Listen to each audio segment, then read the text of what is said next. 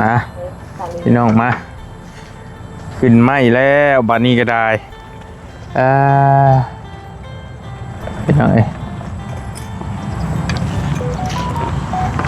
ขึ้นไหมเตรียมมุ้งหลังคา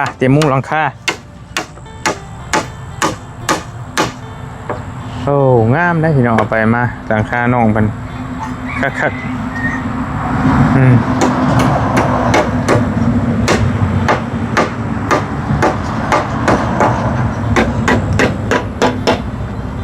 ตัวนี้นี่เมนบ่ได้โตเลยหรอวะพ่อบ่แล้วบ่ได้โตเลยพอดีเลยเนาะสิได้โตแต่โตควางฮัดถ้าเฮาเฮ็ดห้องเดียวบ่ได้โตเลยเนี่ย2ห้องเด้โดยแม่นเลย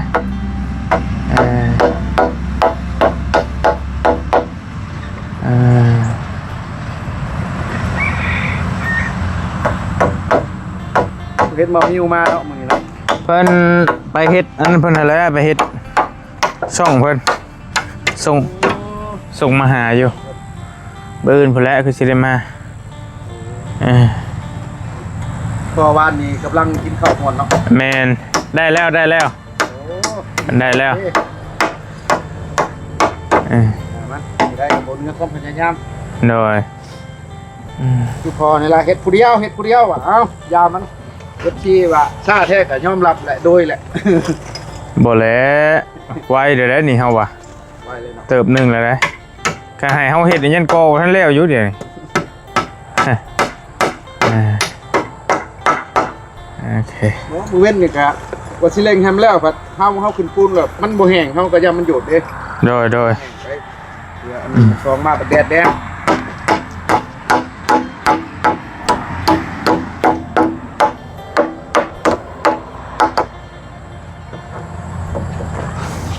แล้วก็ต้องได้ตีแปดลมอีกได้พี่น้องฮะเอากอยแม่ให้เพิ่นกอยแม่มุ้ยพยากบ่ยักษ์ถูกป่ะยักษ์สร้างก็พยากคือกันแนวว่าก้อยบายดีอาบน้ำเด้อแรงเด้อบ่หาผู้ดีได้นอนควงใส่กันนอนกายฮีดสิกลางเห็นแย้มเห็นกันดิบ่โอ้ยเว็บชิโร่น้อยเฮาโว้เดี๋ยวว่าโอ้ยห้องน้ำคอยสิแล้วแล้วบ่สิได้ใช้แล้วเฮ็ดหมดแล้วไก่แล้วนี่บืนกับข้าวแล้วห้องน้ำนี่รอมึงแล้วนี่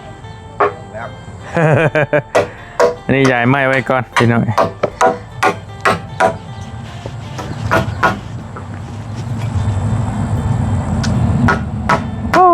เนาะแต่ย่านตกก็ได้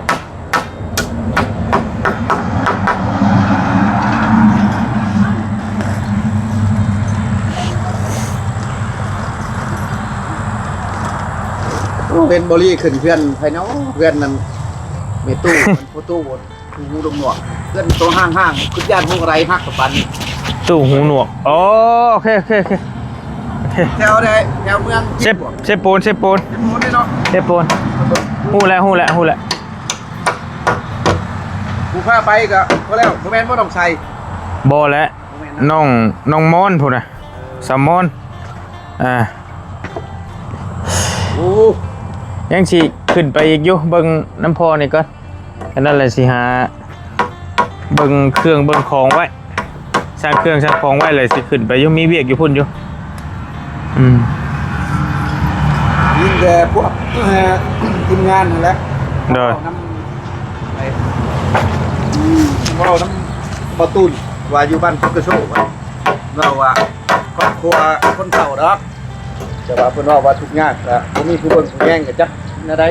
แต่ว่าก็ว่าพนันเพิ่นสิไปเบิ่งเองดอกคะแนนบ่บอกเพิ่นบ่ได้ว่าแนวใดดอกมีแต่เพิ่นโทรมาว่าเพิ่นเบิ่งนี่เด้อโทรหาพ่อบ่ว่าเพิ่นก็เบิ่งในเพจในไลน์เห็นติกุดกระโชกคือแค่มัดกับเพื่อนกินมาก็เฒ่าแล้วเราหั่นนะอยู่ผู้เดียวหรื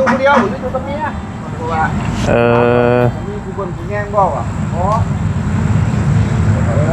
ไปเบิ่งไปเพิ่นว่าเคยคุมจับได้เหรอ เจ้ามีเวลาจังว่ากันกุดกระโซ่อ่ะพี่น้อยพอเรากำลังเริ่มขึ้นโค้งใหม่แล้วจังว่ากันเนาะเตรียมเฮ็ดตำรวจมาแลนไปเลยใช่ไปเลยแลนพบเลยมาขามคลองมาเลยบ่เชียงตัวใดงามตัวใดงามจับบ่รถชุกพี่น้องซื้อแล้วบริหารกระจักซื้อแล้วนี่เด้มินพอช่างแล้วบอกซุกไปสิซื้อซุก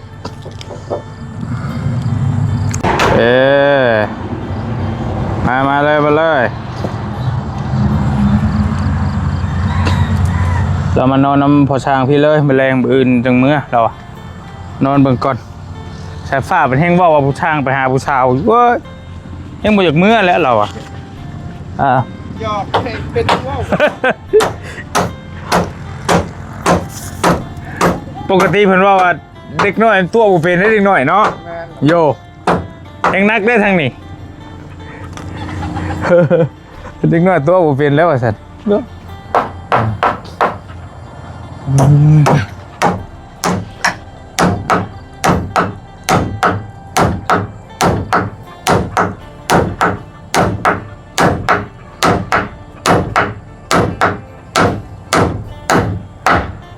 ใส่พลังแคสเพราะว่ามันก็เบิดบุกิเซนนี่พี่น้องไม่48นี่ก็ฮอดบ่10ตัวฮอดนะบ่ฮอดชั้นเนาะแล้วห่างลาวเป็นห้องน้ำเอาพอดีครับโดยพอดีแล้ว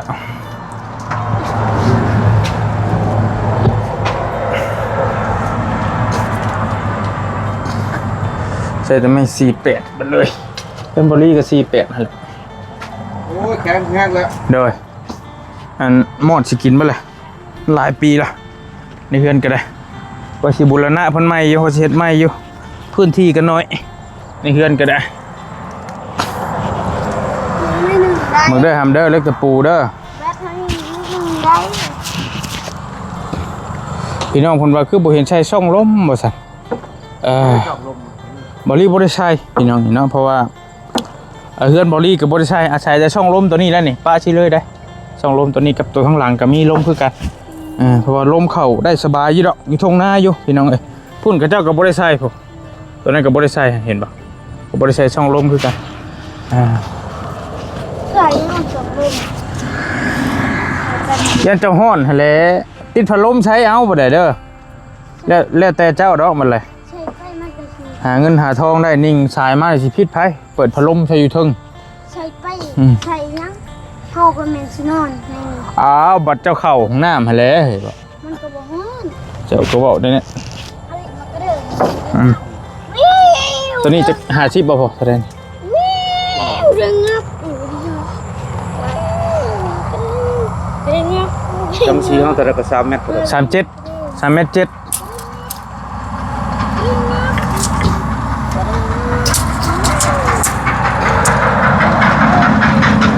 เยลิน้ำเยลิมึงเด้อเจ็บเด้อมึงมีแผลช่อยเด้อเจ็บบ่ได้มีแผลช่อยเด้อเจ็บง่ายเฮานี่แก่เสียงนี่มันก็ได้ยังสิได้ตัดอยู่ได้พังทรงนี่เนาะเพื่อสังกะสีเลื่อมอีก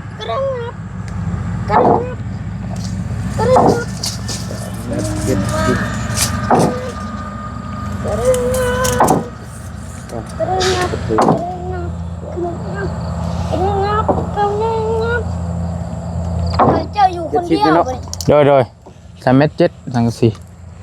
มื้อนี้อยู่อันนี้อยู่3อันนี้4 เมตรบ่แม่นเลยอันนี้มีอยู่4คนมื้อนี้ตัวนี้4 เมตรมีอยู่4คนนะวลีนะมื้อนี้ฮะมีอยู่4คนมื้อนี้4 คนจะ มันเจ็บนะเฮ้ย เดี๋ยวมาก็ยังเหลือ3เฮา อันนี้มันนี่ที่มันเป็นลมอีกเลื่อมสังกะสีมาอีกหน่อยนึง กระดึงงับกระดึง เจ็บ งับ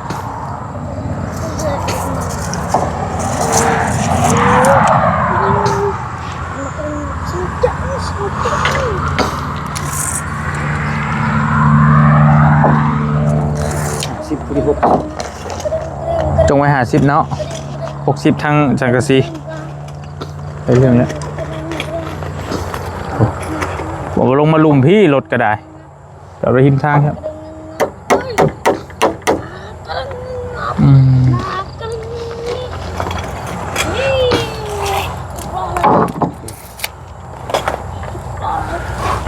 เนี่ยกูอยากมาขี่มันกระดึงงับวะ อะไรวะมันเสียทีเลยครับ โดยไปเรื่องแล้วนี่ก็ได้พี่น้องเล็กตะปูกอดไว้ หาโตนะข่าว โดย อะไร เออ มากระดึงงับ 1 2 3 4 5พอดีแล้วก็เดินข่าว เฮ้ยเห็นงู งูอยู่ใส่อีก ที่คนถ้าเป็นหมกคำโชคโต บ่ งูได้แล้วกูนอน นอนกลางมุ้ง ว้าย กระเป๋าชายผ้า อืม โทรศัพท์เสียงกัด ตัวนอนเฮือนตัวคนเดิมมันแรงเด้อโอเคบ่เอามันแคบเราให้นั่นอยู่ผู้เดียวก็ยังว่าแคบพอแห้งแหละยังนอนอยู่3 คนพอแห้งอยู่แล้ว นอนกันเลยไม่ขับเนาะ แมนอยู่ห้อนช่ำพี่น้องบรรยากาศก็ได้คันหนาวนอนกอดกันคักอยุ่ในเต็นท์ก็ได้ มันห้อนโว้ยมากับมาพิษมือเลยมามาบ่ถึกมือไปเลยอืม จอดเป็นครัวอยู่ในไหนกินไม่ได้ อ่า ตีดอก เจ้ามาเจ้าก็ไปบอกเล่าบ่เจ้าเอะลอยมาเด้อคันเจ้าอยากจบลอยจบเบิ่งเล่าอ่ะ นี่พา ฮะ พารถขับรุ่นชาวนี่ คนลาวชิว่าเจ้าพังคักรถถาพวกนี้จะสับพี่เท้า เราสิไปใช้ข้ามมาแล้วก็นอนหยอกกับบักสายฟ้าอยู่แต่ละ กลัวเขาลูกอีก แต่ละคืนนี่ก็ได้ จะมาจอบเบิ่งรถมันไปหาผู้สาว เราสิไปสิได้ น้องเว้นมาแล้วไปได้ โอ้ยชาวเมืองเรา เจ้าเว่าให้เรานอนบ่หลับ เจ้าหาเรื่องเด้อสายฟ้าเจ้า ใช่ หาแต่แนวเว้า เช้ามาหาตีมือน่ะ อืม คือในผู้เช้าน่ะ แน่มาหาไผเราอ่ะ ยังนะจมยังนะ มาพี่น้องมาเบาเสียงกับมาแวะมานี่เนาะโดยชวนก็ลุงเฮิมอยู่บ่ลุงเฮิมหาก็ขึ้น ลุงเฮิมนี่พ่ออยู่ปูนก่อนชอนเมืองพินผม อืม เห็นอยู่เป็นแวบๆอยู่ แวะนี่แล้วเพิ่นก็ได้แวะนี่แล้วก็ได้ขึ้นไป แวบๆอยู่ ก็มาฮอดเว้ยก็มาหาทางน้องเพิ่นแล้วบ่ได้มาแต่หึงเลยตามแต่ในคลิป ลุงเหอะขึ้น มารอบนี้คือบ่คือเก่าเนาะ เป็นจังได ผมคือสิมีใหม่ โอ้ยระเบิดถึงหัวมันขึ้นนี่เออ โอ้ย แต่โค ผมกูดเลยเนาะ เอานั่งก่อนบ่ได้เผาติเผาอยู่บ่ เราจังน้อย ไป แล้ว ก็ อย่าเผาหลายรถเจ้าคันว่ามื้อหน้าลงมาลุมพี่เด้อ เอ้ยยังว่า บ่เห็นบ่มันแตกต่ำๆอยู่นี่นะ ตั้มมีนี่บ่รถ โอ้ยอยู่จอดหึงจอดช้าก็อย่านะแต่ขอลงมาลุมไว้ก่อนโดดปลอดภัยไว้ก่อนตั้มเกี่ยวไปเลยบ่ได้เนาะ อันตรายเลยบ่จะบ่เปิดไฟเลี้ยวไว้ซ้ำฮะ เกี่ยวไปก่อนว่าจะเนาะ อ๋อก็จังว่านี่แหล้ว มันกระเทือนเลยดิ ก็สันเนาะจังน้อยเนาะ บ่เชียงเพิ่นมาเวะพี่น้องอันนี้แหล้วข้าวกินน้ำแล้วบ่ ย่างว่าสิเมื่อเดือนบ่แล้ว อืม สวรรค์พุ่นละ โ ว่ายังบ่ทันกินก็กินน้ำกันก็ได้ เพื่อนทั้งเมียน้องฟิวเฮ็ดหยังแล้วรอถ่ายอยู่ มีต้มหยังนี่แหละในมื้อนี้ก็ได้บ่มีหยังหลายดอกต้มใส่ไข่ใส่หยังนี่แล้วกิน มันกินมันบ่มี ฮะ มันกินหมดละ มันกินเบิดเลยไอ้กูวานนี่คือยังห้อยอยู่ตู้ตรงแต่งอยู่ หมดแล้ว บ่มีใครมาเยี่ยมได้มื้อนี้ปิ้งไก่เฮาตอนนั้นได้ยังอยู่แล้วไปเอามาได้หำเด้อปิ้งไก่ในกุ๊กโคฮะยังอยู่ในนั้น ปิ้งอันนี้ก็ปิ้งอยู่ปิ้งอันหนึง 15บ่บ่ดีอยู่12 อันใดก็ 12แล้วเนาะเดือนแล้วเนาะ12เสาร์บ่ แม่12ต้น12ต้น2ต้นแหละก็ซ้ำเอาเฮ็ดทั่วไปให้แล้ว6 9ขนาดก็ได้คูณเก้าเนาะโดยก็แต่ห้องน้ำสิพิเศษแน่ห้องน้ำ2ห้องนี่คักเด้นี่แม่เพิ่นขอมาตะกี้ว่าสิเฮ็ดห้องเดียวแม่เพิ่นว่าให้เฮ็ด2ห้องก็เลยแล้วห้องน้ำนี่2ห้องก็จัดเป็น2ห้องเลยต้องดูแลและซอยกันบัดนี้ก็ให้ดูแลความสะอาดนั่นแหละก็บอกอยู่ว่าโมยแล้วแขกคนมากก็มินเนียวกุ้มระบายแล้วบ่มีใครอยากมาเยี่ยมปานใดแล้วแบบนั้นไหวแล้วแบบยันบ่รอดอยู่เบิ่งนี่รักษาได้อยู่แล้วว่าบ่เอาแฟบเอาหยังแล้วถูเรื่อยๆได้หำเด้อคันว่าได้ห้องน้ำไม่แบบงามๆนี่เจ้าสิเฮ็ดนี่ได้ระดับแดงเจ้าสิตั้งใจไปเฮ็ดแบบใดนะไปนอนอยู่บ่ชาติไปนอนอยู่เด้อแล้วแต่เฮ็ดให้เลยเราสิว่าดูแลได้บ่ได้ก็ชุดแล้วแต่เจ้าบ่อยากให้เป็นเปื้อนแล้วก็สิล็อกกุญแจไว้ล็อกกุญแจแล้วบ่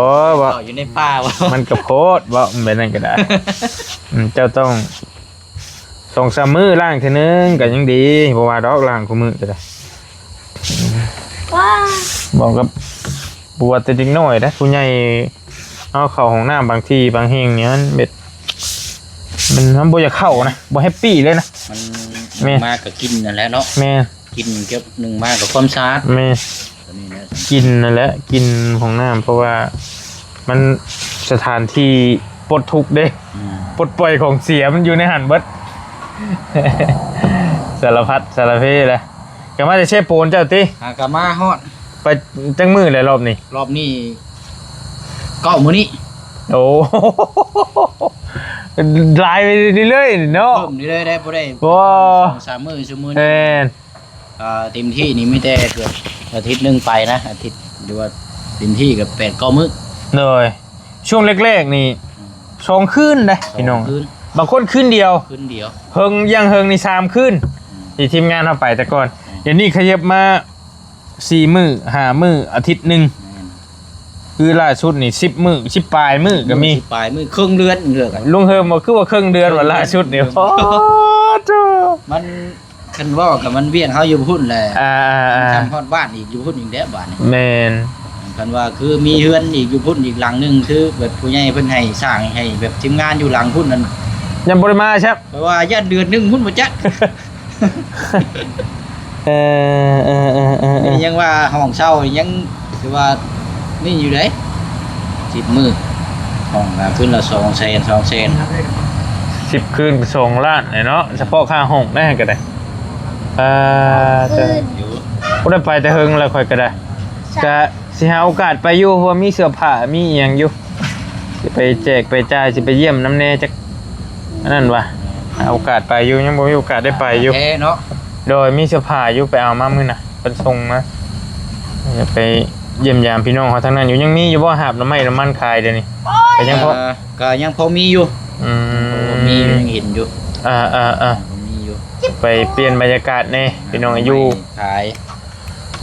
บริก็อยู่กับสายฟ้านี่มันกระโดดแหละเพราะว่าชิพ่อชิทิมมันกับมันพ่อกระเทินนะเพราะว่างานมันอยู่น้ำบริเบิดบางทีมันขาดอย่างบริกิ๊กก๊อกก็ต้องคือจะหู้แหละก็ต้องได้เล็กหน่อยเขาก็ต้องแม่ก็ต้องได้ซื้อมาให้ขาดเขาก็ต้องมันบวกกับช่วงเท่าเมบสบายนี่ช่วงหนึ่งก็เลยบริก็เที่ยวอยู่แถวใกล้นี้มันได้นี่ต่อเลยก็เลยอยู่เลย จะสิหาโอกาสขึ้นไปน้ำอยู่ไปใช้ยันมาเจ้า โดย พาว ไม่ได้ว่านั่นละสิมาเยี่ยมยามไม่บัดคาขึ้นไปพุ่นละสิไปมาหา โดย เจนึง เพิ่งเบิ่งคำว่ามันโอกาสมันเหมาะเจาะก็สิได้ขึ้นไปพร้อมเจ้าบ่รู้ว่านั่นเดี๋ยวเบิ่งก่อนยังบ่ทันว่า ครับบ่สิลงมาเบิ่งเข่าน้ำแม่น้องเปียวนี่นะเพราะว่าบ่ได้ย่อเข่านี่นั่นจักสิได้จักสอบแล้วเข่าปัด อ่า ได้เวียกตัวนี้ก็จังคืองานไหมนะต้องเบิ่งแน่คันสิปะแล้วก็บ่คือปานใดแล้วเนาะ โดย ลงมาเบิ่งจักน้อยพี่น้องเนาะเข้าน้ำ มาเมียขายเบิดเพลงไงเนาะ โย ไปกันเมียแล้วสิหายไปเด้อหึงไป เออเคชาวบ้านเชียงอยู่ดีมีเฮง เอาจังไดกั เดี๋ย น วจังว่ากัน จังว่าจังคุยนํกันเนาะ โดย ไปเด้อ เลย ไปเด้อ เราหน่อไม้มาให้บอกกินอีกแกงคักได้ แม่นหน่อไม้ โอ้ ต้มหรือว่าแกงก็ได้ ยิงมือได้เชื่อแล้วมือ เชือดเราแล้วต้มไว้ไปแรงนี่ ต้มไว้มือกับแกง บืนเชือดเลย คักรส ไอเมียช่างแล้วนี่เอื้อยเราเฮ็ดบืนแต่เช้า พี่น้องเนาะ พอลี ไปเฉยเด้อ โอเคเดินทางปลอดภัยบ่เชียง ไปเนาะ จงว่ากัน วันนี้จะมาหอดจะกระต้มเลย โดยเอา ระวังเห็นงูแล้ว โอ้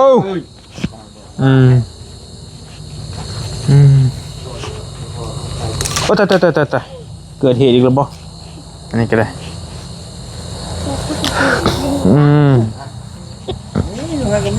อันใช้ผ้าไปเอาปิ้งไก่มาให้พอเราย่างไปปิ้งไก่น้ำโกโก้เขาน่ะยังปิ้งหนึ่งยังบ่ได้กินนะฮะมาย่างนี่ไป